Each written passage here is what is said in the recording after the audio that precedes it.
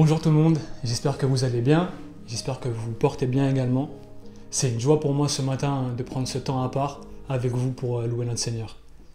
Alors je sais pas vous, mais moi j'ai eu une grosse semaine et c'est pas la première depuis plusieurs mois maintenant.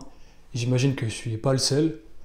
La source principale est sans doute le travail, mais il y a beaucoup d'autres facteurs qu'on ne connaît que trop bien depuis maintenant bientôt un an. Le confinement, le couvre-feu, les casse-têtes sans nom pour pouvoir rejoindre sa famille, ses amis, la santé bien évidemment, les JT aussi le soir qui nous bombardent d'infos souvent trop négatives. Et il y a plusieurs initiatives qu'on pourrait prendre pour remédier à ça. On pourrait pourquoi pas prendre notre télé, la jeter par la fenêtre, mais bon c'est cher pour le porte-monnaie et c'est pas forcément bien pour la sécurité des voisins. On pourrait partir sur une île déserte pour ignorer absolument tout. Mais là, c'est trop cher pour le porte-monnaie. Et puis bon, les frontières sont fermées, donc... Mais en fait, la seule bonne solution qui s'offre à nous, c'est Jésus-Christ. C'est notre Seigneur Tout-Puissant sur lequel on peut se reposer. Et je nous invite à pas nous reposer sur nos propres efforts dans cette période éprouvante, mais sur notre Seigneur Tout-Puissant. Dans 2 Corinthiens chapitre 12, verset 9, l'Éternel nous dit « Ma grâce te suffit, car ma puissance s'accomplit dans la faiblesse. » En d'autres termes, Dieu n'est pas venu sauver des gens parfaits. Non, il est venu nous sauver nous, avec nos manquements, avec nos faiblesses, avec notre péché aussi. Et Jésus-Christ, il nous sauve par grâce. Alors oui, c'est immérité, et non, c'est pas par nos propres efforts. Mais c'est à nous de l'accepter, de nous laisser façonner, porter et guider par celui qui nous a créés. Alors avec un Dieu si merveilleux, je vous invite à chanter les 2 prochains chants. Bénis Dieu, ô mon âme, et Sola Gratia.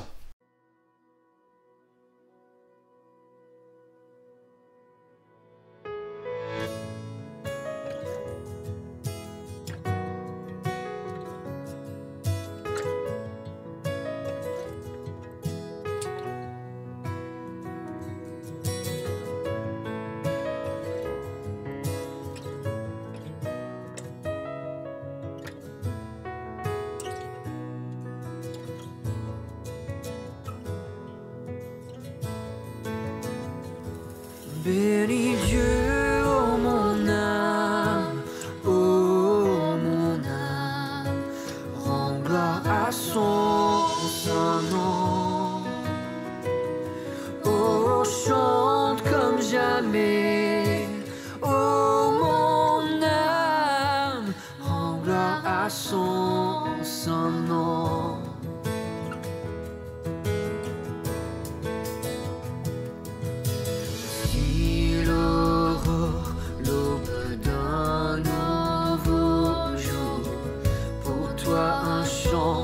S'élever devant ce qui m'attend et ce qui pourrait arriver, qu'à la fin du jour je te chante encore. Bénis Dieu, ô mon âme, rends gloire à son saint nom. Jamais, oh mon âme, rends gloire à son saint nom.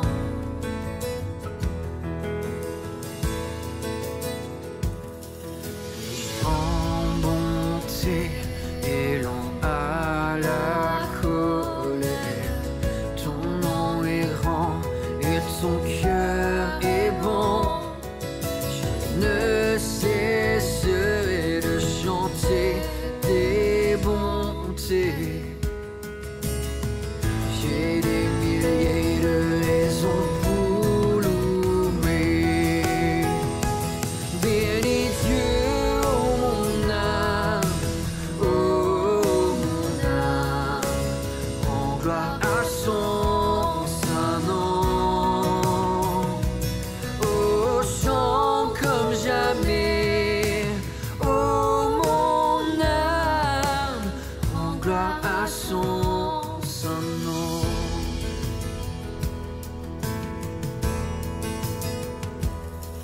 Un jour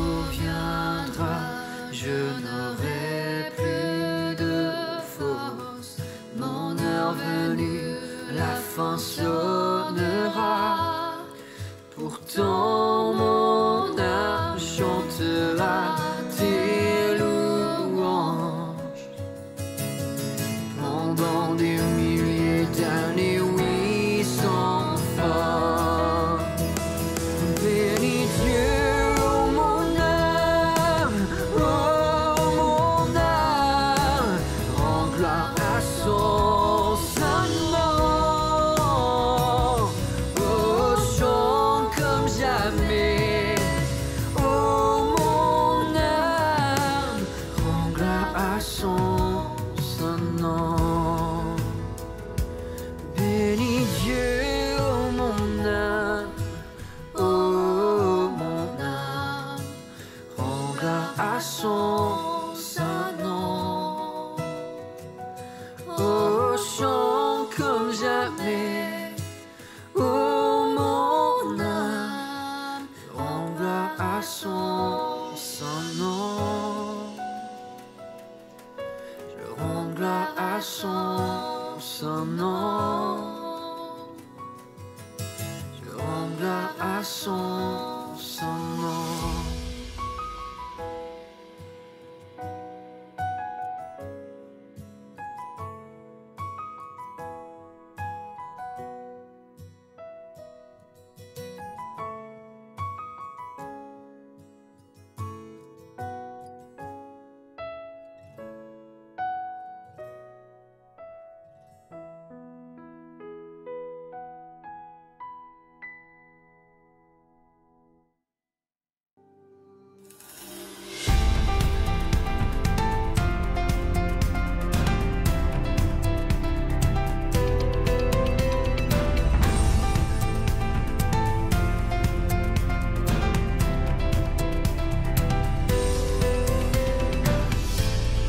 Amour parfait, tu t'es donné à la croix pour tout effacer de mes péchés. Tu t'es chargé sur le bois. C'est par ta grâce seule que je suis pardonné. C'est par ta grâce seule que tu m'as acheté. Oh, merci pour la croix, ton amour pour moi. Oh, ta grâce ne faillit pas.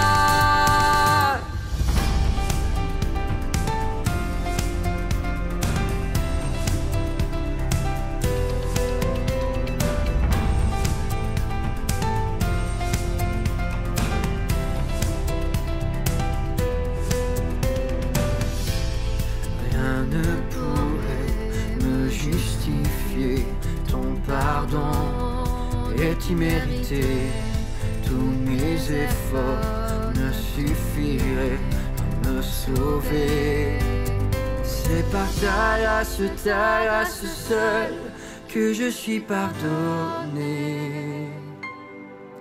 C'est par ta grâce seule que tu m'as acheté.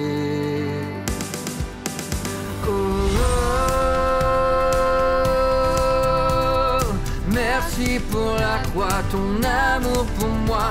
Oh, ta grâce ne faillit pas. Ta grâce justifie, ta grâce m'affranchit, ta grâce purifie, ta grâce m'offre la vie, ta grâce m'a sauvé, ta grâce a pardonné, ta grâce m'a comblé, ta grâce m'a libéré. Ta grâce justifie, ta grâce m'affranchit, ta grâce purifie, ta grâce m'offre la vie, ta grâce m'a sauvé, ta grâce a pardonné, ta grâce m'a comblé, ta grâce m'a libéré. C'est par ta grâce seule que je suis pardonné. C'est par ta grâce seule que tu m'as acheté. C'est par ta grâce seule que je suis pardonné. C'est par ta grâce seule que tu m'as acheté. Oh, merci pour la croix, ton amour pour moi. Ta grâce ne faillit pas.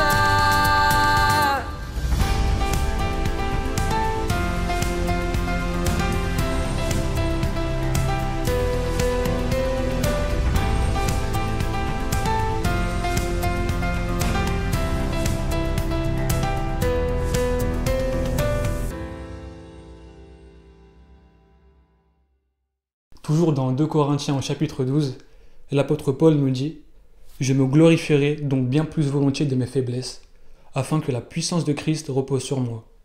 C'est pourquoi je me plais dans les faiblesses, dans les outrages, dans les calamités, dans les persécutions, dans les détresses, pour Christ.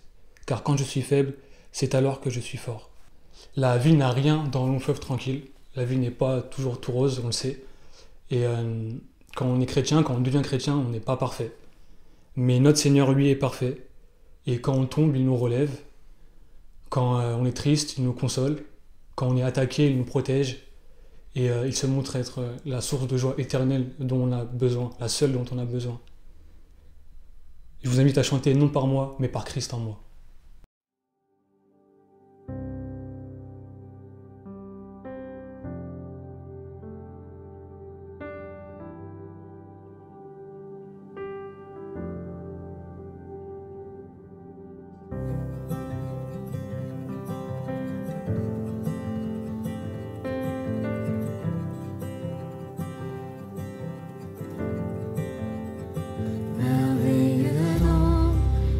Jésus mon rédempteur, en lui le ciel a donné le meilleur. J'ai tout en lui, ma joie, ma paix profonde, l'amour parfait, justice et liberté. Oui, je le crois, mon seul espoir est Jésus. Car ma vie à la sienne est unie. Ce mystère est divin et mon chant tout est riant, non par moi, mais par Christ en moi.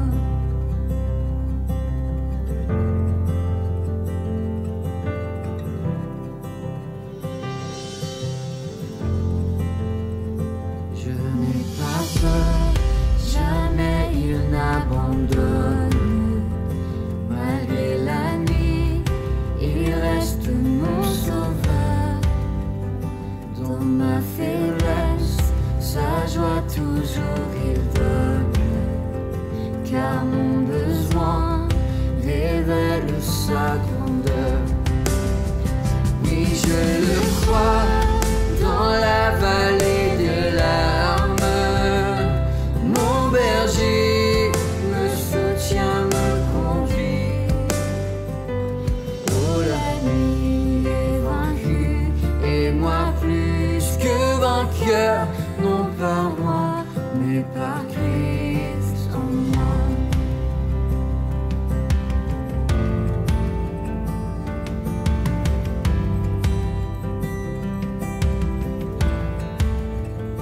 Oh, pardonnez ma destinée certaine, le prix payé, mon cœur est assuré. Jésus est mort, son sang brise mes chaînes. Ressuscité, la mort est renversée. Oui, je le crois, mon péché est abattu. Pour toujours, Jésus me défendra. Détaché de mes liens, oui, mon chant libre enfin, non par moi, mais par Christ en moi.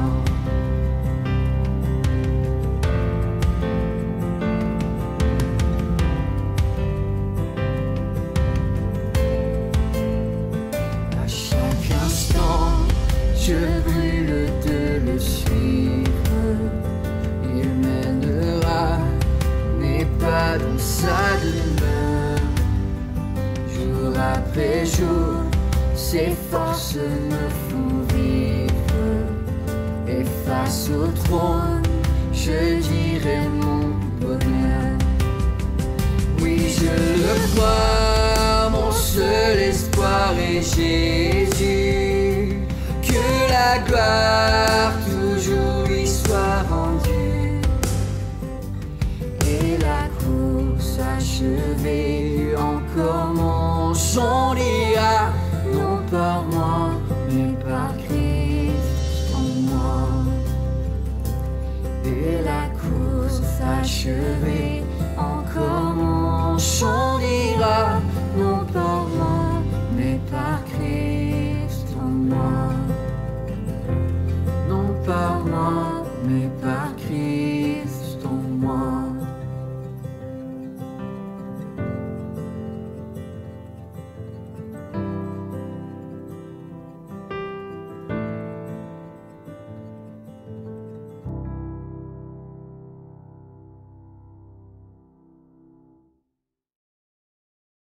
Je vous invite maintenant à passer un moment dans la prière et particulièrement à remettre à Dieu vos tracas peut-être, vos soucis, vos interrogations, vos questions.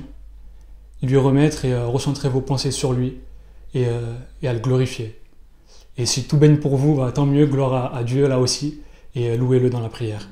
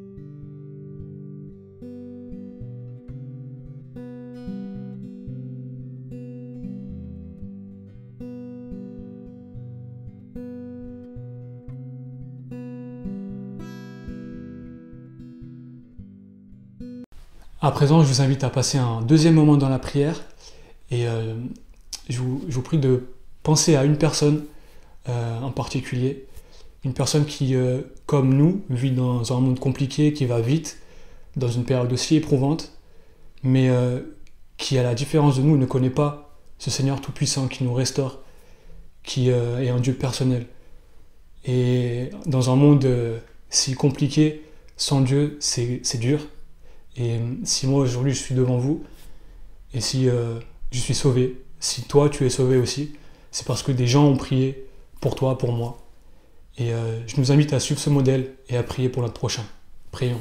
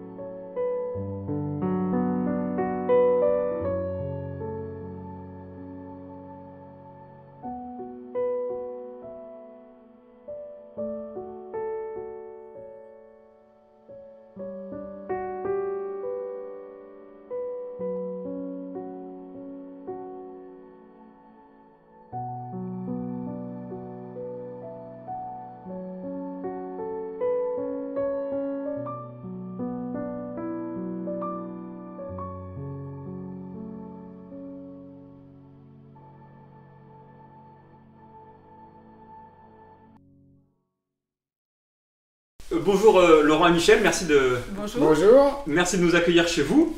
Donc ils sont mariés je crois depuis 34 ans. Exactement. Voilà, et cette interview a pour but de nous donner un peu des exemples concrets par rapport à notre série en cours sur le mariage. Donc aujourd'hui on va parler plus en particulier de Éphésiens 5, qui est une exhortation notamment aux maris d'aimer leur femme. Et donc Laurent, toi comment est-ce que tu le mets en pratique concrètement ? Alors déjà, ce que je comprends de ce texte, l'essentiel, c'est que Jésus-Christ est l'exemple de l'amour parfaitement accompli et qu'il me demande de l'imiter. Donc pour moi, aimer Michel, c'est rechercher son bien, rechercher ce qui est important pour elle. Et heureusement que Dieu m'aide à cela, parce que c'est un vrai apprentissage. Mais voilà, je suis reconnaissant de ce que c'est une réalité. Tu as un exemple à nous donner ? Plus qu'un exemple, je citerai des attitudes. C'est par exemple communiquer avec Michel, l'écouter, c'est prendre du temps avec elle, du temps où on soit tous les deux en fait. Et puis voilà, faire ce qui peut aider au développement de notre amour mutuel en fait. D'accord. Toi, Michel, la Bible a une exhortation de respect pour les épouses. Oui. Comment est-ce que tu le comprends, comment est-ce que tu le vis ? Alors, c'est vrai qu'avec Laurent, on est très différents, que ce soit dans le caractère ou le fonctionnement. Et c'est une complémentarité, mais c'est aussi un challenge pour respecter le fonctionnement de l'autre. En exemple, je donnerais dans notre couple la prise de décision. Et à ce moment-là, on ne fonctionne pas du tout pareil. Pour moi, je suis beaucoup plus spontanée. Laurent, il lui faut plus du temps, réfléchir, analyser les choses. Donc le défi, c'est de laisser à Laurent du temps pour qu'il puisse prendre une décision. Moi, me freiner un peu pour pas lui dire ce qu'il faut prendre comme décision tout de suite. Et c'est le respecter que de lui laisser le temps et de comprendre aussi que c'est pas un fonctionnement qui est mieux qu'un autre, c'est ensemble on peut avancer et prendre la décision ensemble à notre rythme à chacun. Je comprends. Donc comprendre l'autre, savoir comment il fonctionne, le respecter dans son fonctionnement, et puis arriver à gagner ensemble. C'est ça. C'est un beau défi. C'est un beau défi. Dans Éphésiens 5, on voit que l'amour du mari, c'est pas juste un amour serviable, c'est aussi un amour qui cherche le bien-être spirituel de son conjoint, parce qu'il est calqué sur l'amour de Christ, qui cherche la sainteté de l'Église. Donc comment est-ce que toi tu comprends ça, comment est-ce que tu le vis ? J'ai pas d'exemple isolé comme ça, je dirais plus que c'est...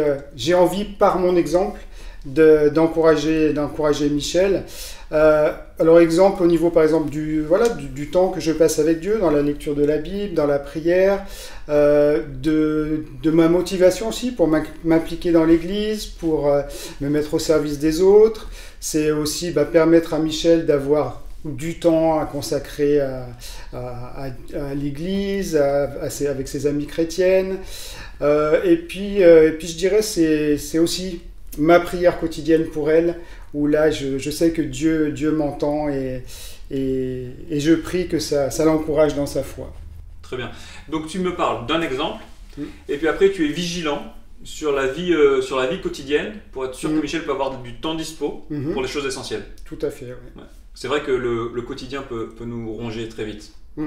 Et toi du coup Michel, donc il y a cette exhortation au respect, comment est-ce que tu peux vivre, comment est-ce que tu vis cela ?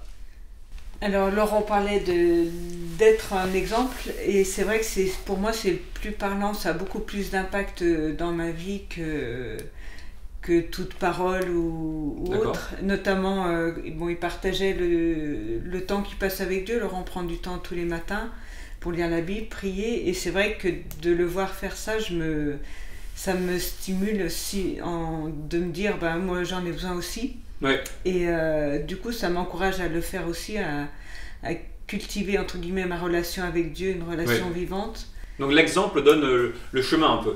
Oui, parce que je sais que pour moi c'est plus efficace qu'il le fasse et qu'il me le montre, qu'il me dise ça serait bien de lire ta Bible. Bien sûr. Ouais. Pour terminer, question un peu plus rigolote si on peut dire.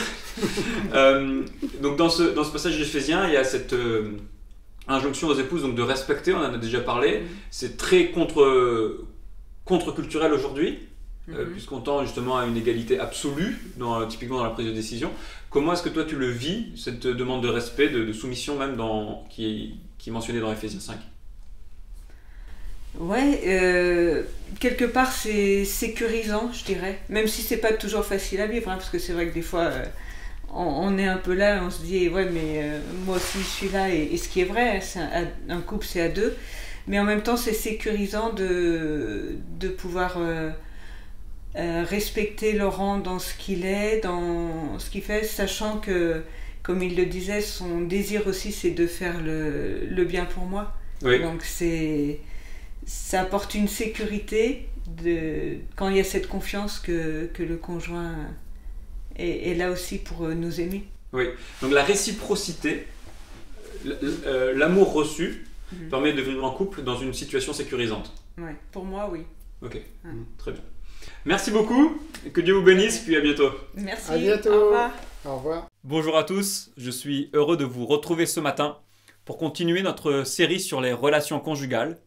Aujourd'hui, nous allons encore parler du mariage, et les prochains dimanches, nous parlerons par exemple de comment choisir un conjoint si on veut vivre une vie chrétienne engagée, comment vivre une situation de célibat, comment vivre une situation où on a peut-être divorcé ou une rupture douloureuse. Donc aujourd'hui, on se concentre sur le mariage. Et en fait, la Bible, vous allez voir, nous invite très simplement à appliquer la règle d'or de Jésus dans nos relations romantiques. Jésus dit « Aime ton prochain comme toi-même. Cherchez l'intérêt de l'autre. » Et l'apôtre Paul, vous allez voir, dans Ephésiens 5, nous dit « Eh bien, détourne-toi de toi, arrête de chercher toujours ton propre intérêt et cherche l'intérêt de l'autre. » On va voir que le mariage tel qu'il est présenté dans Ephésiens 5, dans la Bible, jette vraiment un pavé dans la mare à contre-courant de ce qu'on peut voir dans la société. Aujourd'hui, le mariage traditionnel est considéré comme dépassé. Bien souvent, les gens se mettent en couple, vivent ensemble, en communauté de vie, et puis quand on veut acheter un appartement, faire des enfants, on réalise que en fait, le mariage c'est quand même très pratique, de manière tout à fait comptable, et donc on se marie pour se protéger l'un ou l'autre, vis-à-vis si l'un meurt, vis-à-vis des enfants par exemple. La société nous dit aussi que c'est dépassé parce qu'on n'a pas besoin d'enfermer le romantisme dans une structure rigide. La société nous dit il faut chercher son propre épanouissement à moi. Et si l'autre nous empêche de nous épanouir, peut-être qu'il faut arrêter. Et là au milieu, le mariage de la Bible vient nous dire que l'homme et la femme sont différents, qu'on veut chercher l'intérêt de l'autre, et que quand on dit oui, pour vivre, se réjouir, galérer, réparer les choses ensemble. Et avant de se lancer dans l'étude du texte, j'aimerais vous proposer une citation du journal Le Times des États-Unis à propos d'un psychologue, pas du tout chrétien, mais Leonard Sachs, mais qui apporte quelque chose d'intéressant. Parce que vous l'aurez certainement remarqué, en France, on a tendance à gommer toute différence homme-femme et on veut qu'ils puissent fonctionner à l'identique. Et bien sûr, scoop, la Bible ne dit pas exactement ça, et ce psychologue affirme que les hommes et les femmes fonctionnent vraiment différemment. Et voilà ce que le Times nous dit. Jusqu'à récemment, il y avait deux groupes de personnes. Ceux qui prétendent que les différences sexuelles sont innées et doivent être embrassées. Et ceux qui insistent qu'elles sont acquises et doivent être éliminées en changeant l'environnement. Et donc ce psychologue, Sachs, est dans le milieu, convaincu que les garçons et les filles sont par nature différents, mais que nous devons changer l'environnement pour que les différences ne deviennent pas des limitations. Et je trouve ça très pertinent, parce qu'il faut lire un peu entre les lignes. Qui sait ces gens qui prétendent que les différences sexuelles sont innées et doivent être embrassées, surtout dans le contexte américain, c'est nous, c'est les croyants. Et derrière, il y a une forme de critique. C'est-à-dire que parfois, comme on pensait avoir une version du mariage qui est biblique, on se repose sur nos lauriers. Mais ce que Sachs nous dit, c'est que c'est pas parce qu'on a compris comment le mariage doit fonctionner qu'il fonctionne bien dans notre couple. C'est pas parce qu'on a compris des choses de la Bible sur le mariage que ça fonctionne.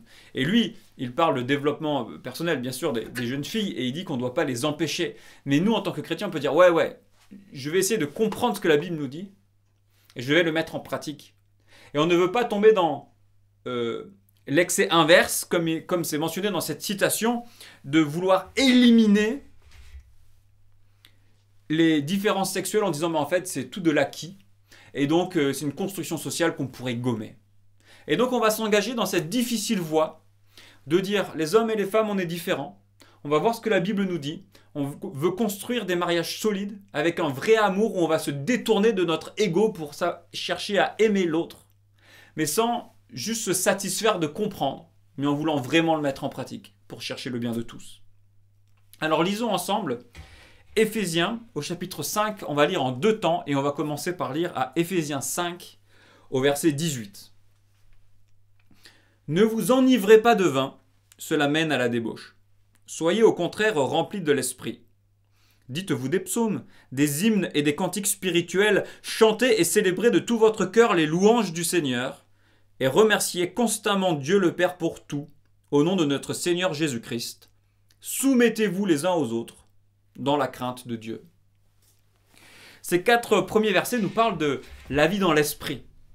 Et c'est important parce que la vie dans l'esprit, c'est la promesse de Dieu de enfin faire un peuple qui va vivre dans l'amour pour se servir, pour se faire du bien mutuellement et arrêter de toujours se détruire en essayant de s'exploiter mutuellement. Et comment vivre selon l'esprit ? Eh bien, il s'agit d'avoir une vie d'église où on va s'encourager mutuellement, notamment par les chants, et on va se soumettre les uns aux autres. Et dans mon mariage, je veux me détourner de mes intérêts pour chercher l'intérêt de mon conjoint, pour me soumettre à l'intérêt de mon conjoint. Et Paul va appliquer ce principe au mariage et nous allons continuer la lecture. Après le verset 21, le « soumettez-vous les uns aux autres dans la crainte de Dieu » est repris, poum, au verset 22. On va lire à partir du verset 22. « Femmes, soumettez-vous à votre mari comme au Seigneur, car le mari est le chef de la femme, comme Christ est le chef de l'Église, qui est son corps, et dont il est le sauveur.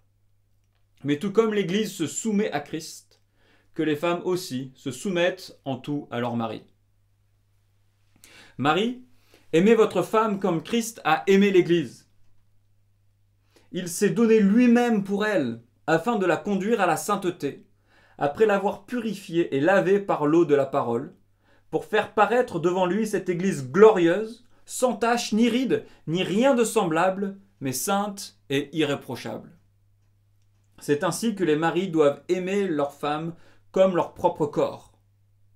Celui qui aime sa femme s'aime lui-même. En effet, jamais personne n'a détesté son propre corps. Au contraire, il le nourrit et en prend soin, tout comme le Seigneur le fait pour l'Église. Parce que nous sommes les membres de son corps, formés de sa chair et de ses os. C'est pourquoi l'homme quittera son père et sa mère, s'attachera à sa femme et les deux ne feront qu'un. Ce mystère est grand, et je dis cela par rapport à Christ et à l'Église. Du reste, que chacun de vous aime sa femme comme lui-même, et que la femme respecte son mari. Avant d'aller plus loin et de regarder les demandes de l'apôtre Paul pour les hommes et pour les femmes, on va d'abord regarder 4 vérités sur le mariage. Et la première vérité, c'est qu'il y a 2 réalités qui sont imbriquées les unes dans les autres comme des poupées russes. C'est que Christ et l'Église fonctionnent comme les époux et leurs épouses. C'est comme une poupée russe. Le mariage entre un homme et une femme fonctionne sur le même principe que le mariage entre Jésus et son Église. Comment ça marche ? Eh bien, ça nous dit que Dieu nous a aimés alors que nous étions encore pécheurs, alors que notre amour pour lui en tant qu'homme était tellement variable. L'Ancien Testament nous dit que l'amour des hommes envers Dieu, que les hommes l'ont trompé, comme une femme qui était adultère, qui serait allée voir ailleurs, qui aurait trompé Dieu avec d'autres. Et là, Jésus nous a aimé l'humanité dont on fait partie. Malgré nos trahisons, malgré nos faiblesses, il nous a aimés, il nous a pardonnés, il nous a inclus dans son Église pour un jour célébrer les noces de l'agneau. Il nous prendra avec lui, auprès de lui, dans la Nouvelle Jérusalem. Jésus-Christ est le meilleur époux pour nous, alors qu'on ne le méritait pas.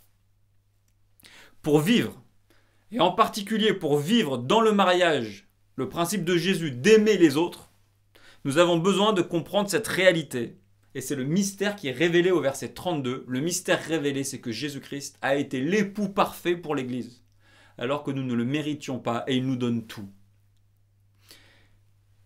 Peut-être que vous êtes marié, peut-être que vous serez bientôt marié.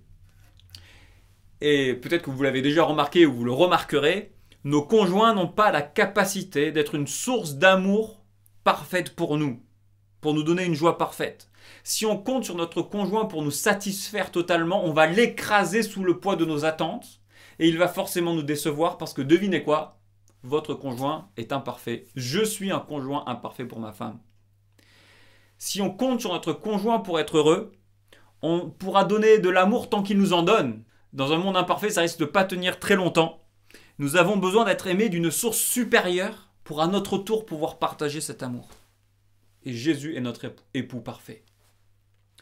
Peut-être que vous n'êtes pas marié. Peut-être que vous ne voulez surtout plus entendre parler du mariage parce que ça s'est mal passé. Et que les blessures sont encore vives. Mais si vous êtes chrétien, Jésus-Christ est votre époux parfait qui ne vous laissera jamais tomber. Donc la première réalité, c'est que le mariage humain est calqué sur la relation entre Christ et l'Église. Et le mariage chrétien a besoin de cette relation avec Jésus-Christ pour nous donner la force de le vivre ici-bas. Le soumettez-vous les uns aux autres, soumettez-vous à l'intérêt de l'autre n'est vivable que si on est aimé par Jésus-Christ. Et qu'on a cette profonde reconnaissance qui va motiver notre amour envers l'autre, envers notre conjoint. Parce que je suis aimé, je peux être aimé à mon tour. Première vérité, le mariage humain chrétien est calqué sur la relation entre Christ et l'Église. Deuxième réalité, le couple marié forme un seul corps. Regardez avec moi les versets 28. Les maris doivent aimer leur femme comme leur propre corps.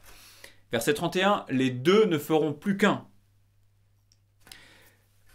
Jésus a dit ça aussi. Et aujourd'hui, le mariage est considéré comme un produit temporaire et pratique, comme je vous l'ai expliqué, notamment pour se protéger des aléas de la vie. Et si ça ne va pas, on divorce. Et ça tombe bien parce qu'il y a une loi qui est passée assez récemment, il y a quelques années, qui nous permet de divorcer par consentement mutuel. On se rend devant le notaire, on signe et on est libre. A l'inverse, si on est en Christ, si on réalise que l'amour de Christ envers nous est un engagement total de sa part, eh bien, à notre tour, l'engagement qu'on va prendre envers notre conjoint, il est à vie et on forme une seule nouvelle unité. On fait la promesse de l'amour futur. On promet à l'autre quand on se marie qu'on va se réjouir ensemble, mais on va aussi galérer ensemble. Et on va réparer, on va construire une vie ensemble, on fait un. Certaines personnes critiquent cette vision du mariage, cette institution du mariage comme un tue-l'amour. On dit, mais regardez, si on s'aime, si on a le romantisme, pourquoi vouloir se marier, passer devant le maire ou devant un pasteur ou un prêtre, encore pire, alors qu'on s'aime déjà? Mais oui, mais bien sûr, on s'aime quand on en est là. Mais quand on se marie, on dit, je t'aimerai demain. Et je t'aimerai après-demain. Et je t'aimerai après-demain quand j'aurai bien compris quels sont tes défauts. Et je suis heureux que ma femme m'aime encore. Après 10 ans, maintenant qu'elle connaît tous mes défauts. C'est ça le mariage. On s'engage à aimer l'autre, à grandir ensemble et à se laisser façonner ensemble, avec une seule unité. Deuxième réalité, le mariage crée une nouvelle unité où on se promet l'amour à venir. Troisième réalité, il s'agit de se détourner de soi pour se tourner vers l'autre. J'en parle depuis le début là.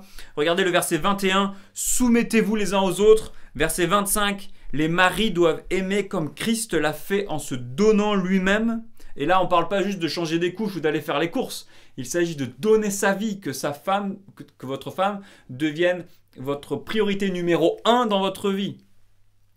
Verset 28. Si tu aimes ta femme, tu t'aimes toi-même. Et verset 33. Le mari doit aimer sa femme comme lui-même. Et bien sûr, ça rappelle furieusement les paroles de Jésus. Tout ce que vous voudriez que les hommes fassent pour vous, vous aussi faites-le de même pour eux. Ça rappelle cette parole de l'évangile en Matthieu 22. Tu aimeras ton prochain comme toi-même.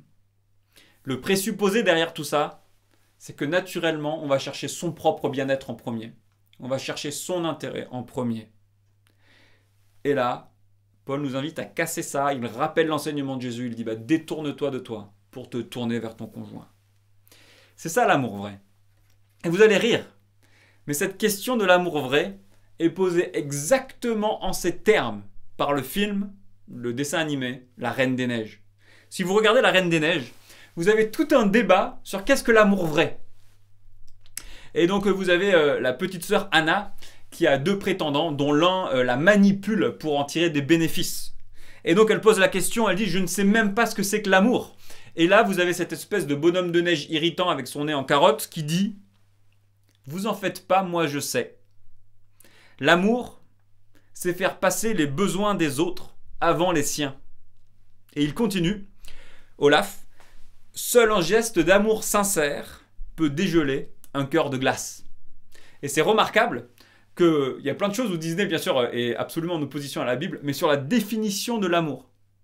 La Reine des Neiges et Walt Disney sont absolument en accord avec la définition biblique. L'amour vrai, c'est de chercher l'intérêt de l'autre. Et donc pourquoi on pourrait dire qu'on enferme des sentiments dans un cadre institutionnel? Pourquoi est-ce qu'on prend le temps de dire à l'autre « je t'aime » et « je veux chercher ton besoin », c'est parce que cet amour romantique qui est tellement vanté dans notre société peut être tellement égocentrique. On peut passer, vous savez, une soirée follement romantique avec une petite promenade avec un joli coucher de soleil, un petit repas aux chandelles, une nuit de folie qui va jusqu'au 7e ciel, et après avoir fait tout ça, n'avoir jamais cherché l'intérêt de l'autre, mais avoir fait tout ça pour se satisfaire soi-même. Et en fait, cette 3e réalité nous dit qu'on veut se détourner de nous pour chercher l'intérêt de l'autre et répondre aux besoins de l'autre. La clé de notre passage, c'est de se détourner pour se tourner vers l'autre. Et la 4e et dernière réalité, c'est que pour tout cela, on a besoin du Saint-Esprit. Ça ne se fait pas tout seul, c'est pas humain. Naturellement, on cherche notre propre intérêt. Et on a besoin de l'aide de l'Esprit, de la vie d'église, de la vie de piété pour vivre un tel mariage. Alors on va faire une petite parenthèse. Pour vous qui n'êtes peut-être pas mariés, qui ne l'envisagez pas ou plus, peut-être que vous vous sentez un peu étranger à tout ce débat. Mais en fait, si vous êtes chrétien, vous êtes inséré dans le mariage de Christ. Vous faites partie de son épouse. Et Jésus-Christ vous a étendu ses bienfaits. Il vous a donné le Saint-Esprit. Et vous pouvez vivre une vie nouvelle avec lui. Et lui, c'est l'époux parfait qui ne vous laissera jamais tomber. Mais si on revient à vous qui êtes peut-être plus particulièrement concernés, vous qui êtes jeunes chrétiens, qui envisagez le mariage, eh bien, rêvez de ce mariage. Rêvez d'un mariage où vous allez refléter l'amour de Christ pour son Église. Rêvez d'un mariage où vous ferez un, où vous vivrez une unité et où vous allez apprendre à vous réconcilier si jamais il y a eu des problèmes et non pas juste se laisser tomber à la moindre frustration. Rêvez d'un mariage où vous allez chercher mutuellement l'intérêt de l'autre. Rêvez d'un mariage où vous vivrez par l'esprit dans la dépendance de Dieu. Ne vous laissez pas ronger par l'état d'esprit où on est blasé, où on n'a plus d'espoir, où on est presque acide face aux relations conjugales. Rêvons que dans la dépendance de Dieu, nous pouvons vivre un mariage où on va se détourner de soi-même pour vivre dans l'amour, pour l'intérêt de notre conjoint. Et peut-être que vous êtes déjà marié et que ce beau rêve, vous l'avez eu, mais que maintenant vous êtes un peu fatigué. Cette semaine, j'ai eu l'anniversaire de mon fils de 6 ans.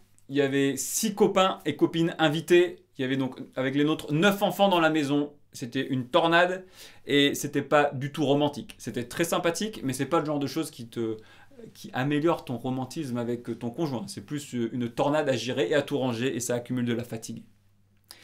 Mais même si vous êtes dans cette situation, fatigué, peut-être même frustré, rêvons à nouveau et gardons ce rêve de vivre le mariage tel qu'il a été prévu par Dieu. Maintenant, nous allons nous tourner vers les exhortations que Paul donne aux maris et aux épouses. Comme je l'ai dit au début avec la citation de Sachs, ce n'est pas parce qu'on a une bonne conception biblique du mariage qu'on vit un mariage biblique. Et donc, remettons-nous en question et appliquons ces principes pour vivre un mariage qui est bon pour nous et qui honore Dieu. Alors, époux, vous qui êtes mariés, messieurs, détournez-vous de vous et tournez-vous vers vos épouses. Aimez-les, nous dit le texte. Nous devons nous détourner de la recherche de mon bien-être, de notre bien-être, pour nous tourner vers les intérêts de notre femme sur le modèle de Jésus qui nous a aimés en donnant sa vie pour nous. Nous devons aimer nos femmes comme Christ a aimé l'Église. Quel est le but de Christ pour l'Église ? On voit dans le texte que c'est l'amener à la sainteté, la rendre prête, irréprochable pour le jour de son retour. Parce qu'aujourd'hui, l'Église, nous ne sommes pas comme ça. Nous sommes encore imparfaits. L'Église est persécutée. L'Église est agressée par les problèmes extérieurs, la persécution. L'Église est aussi agressée par notre propre cœur, par des problèmes internes. Des chrétiens, nous ne sommes pas encore saints.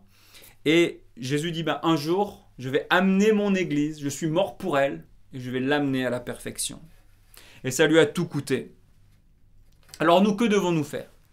Eh bien, nous devons aimer nos femmes comme nous-mêmes, comme le Seigneur le fait pour l'Église, donner notre vie. Le but numéro 1 de notre vie, c'est de chercher l'intérêt de nos femmes, avant même nos carrières, avant même notre place dans la société, c'est de chercher l'intérêt de nos femmes. Est-ce que nos épouses sont parfaites? Non, comme l'Église. Le mariage, ça va révéler le plus profond de nous-mêmes.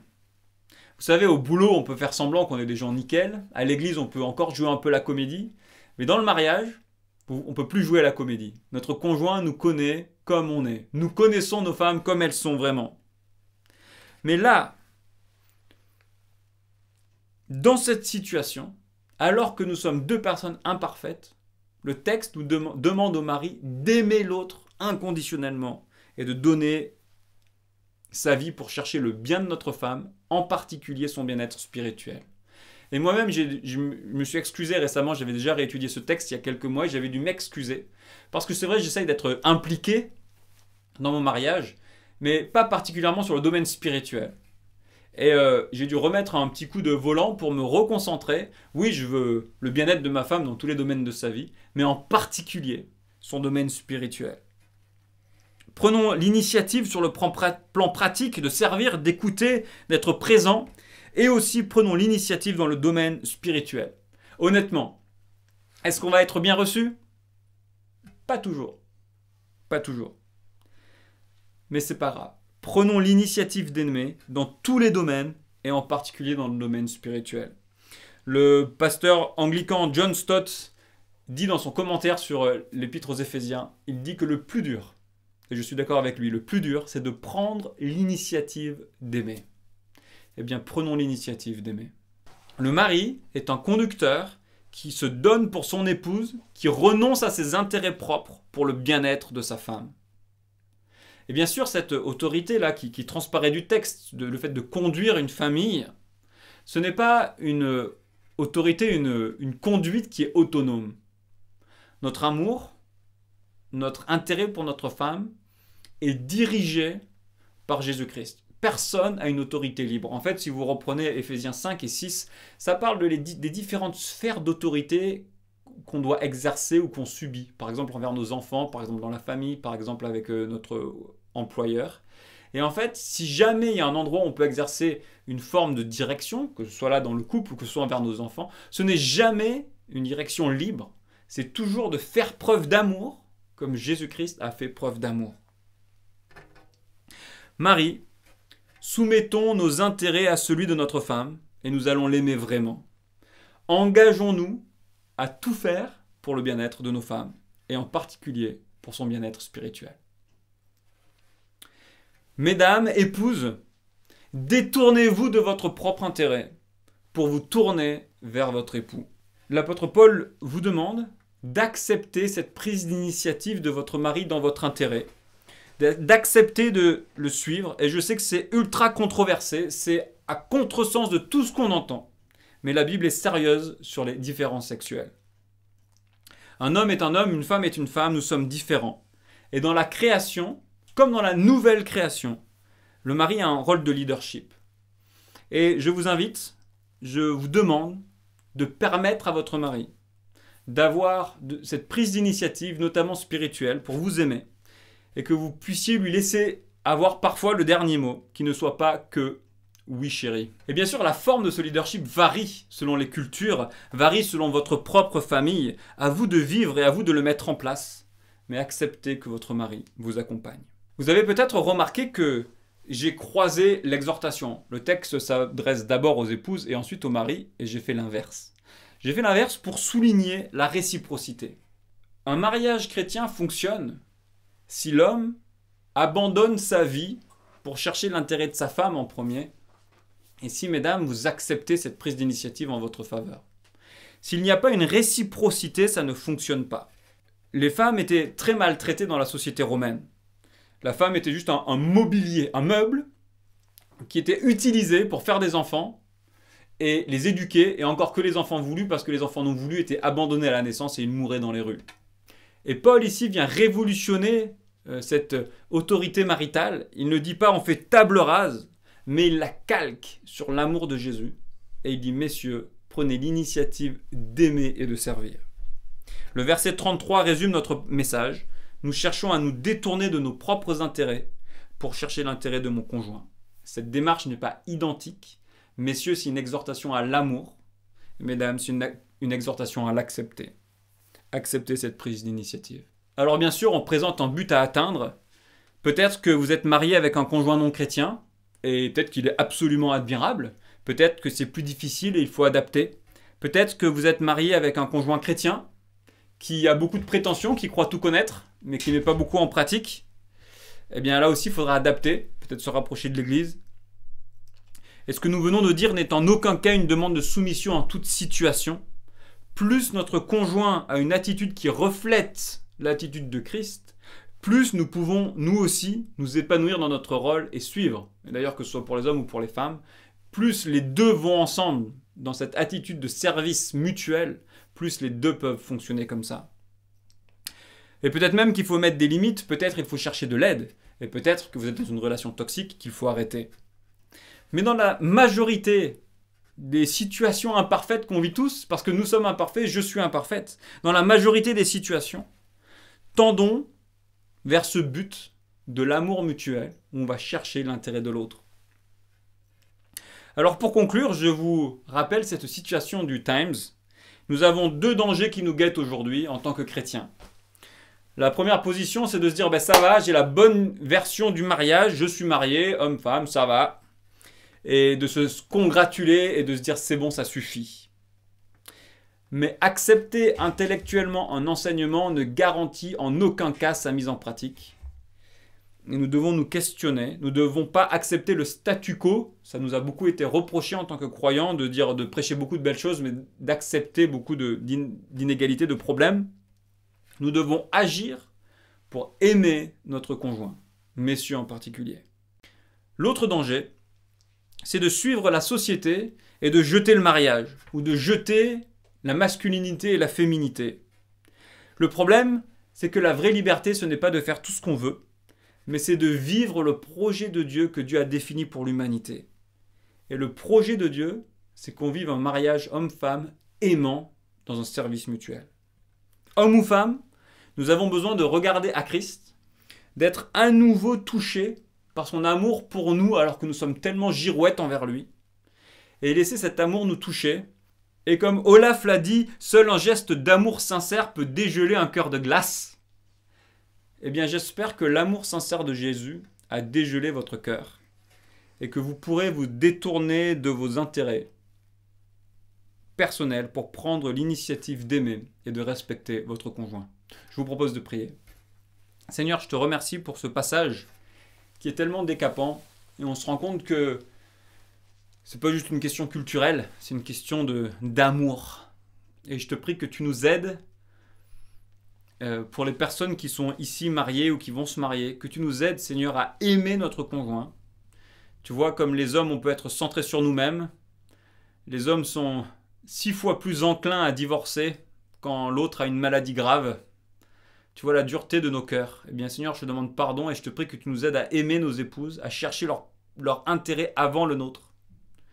Et je te prie, Seigneur, que tu aides les épouses à vivre dans l'unité. Tu vois la situation difficile, tu vois toutes les pressions qui sont exercées sur les femmes en ce moment, de tous les côtés.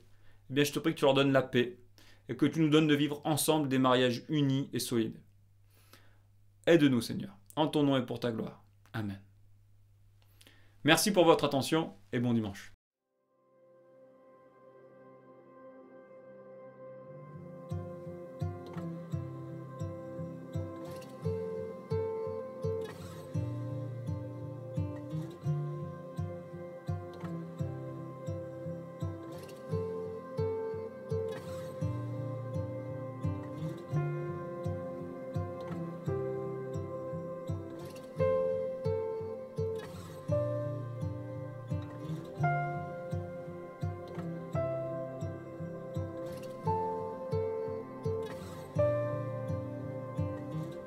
Enseigne-moi, Seigneur, enseigne-moi. Garde mon faible cœur, enseigne-moi. Que dans un chemin droit, je marche par la foi, les yeux fixés sur toi, enseigne-moi.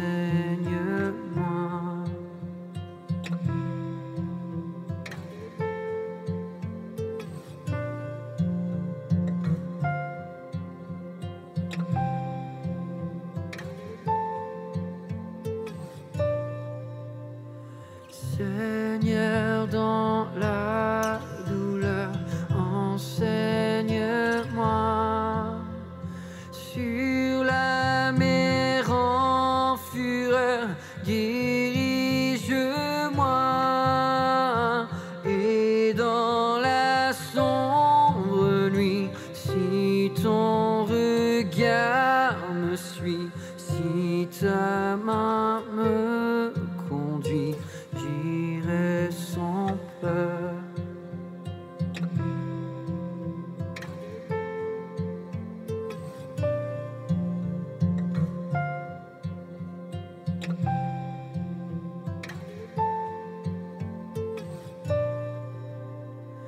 Par ton esprit, Seigneur, enseigne-moi à vivre à ton honneur où que je sois, jusqu'au bout du chemin, que je reste en ta main, sois mon constant soutien, enseigne-moi.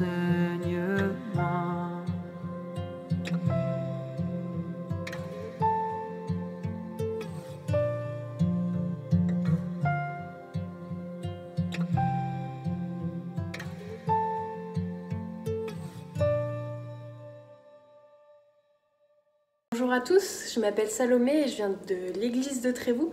Je vous propose de prier ensemble ce matin. Seigneur, je te remercie pour ce moment de partage, d'enseignement et de découverte de ta parole. Je te remercie de pouvoir en apprendre plus sur toi et sur ta parole chaque dimanche, que ce soit en distanciel ou en présentiel. J'aimerais te remettre chacune des personnes qui préparent ce culte tous les dimanches. Oui, Seigneur Père, je voudrais aussi te remettre nos églises, nos frères et sœurs. Je te demande de les bénir et de garder leur semaine. Seigneur, je te prie aussi pour nos autorités, qu'elles puissent prendre les meilleures décisions en ce moment avec cette situation sanitaire. Oui Seigneur, je te remercie pour cet amour, cette bienveillance et ce réconfort que tu nous apportes et que tu nous donnes. Merci beaucoup Seigneur. Amen. Je vous souhaite un très bon dimanche à tous.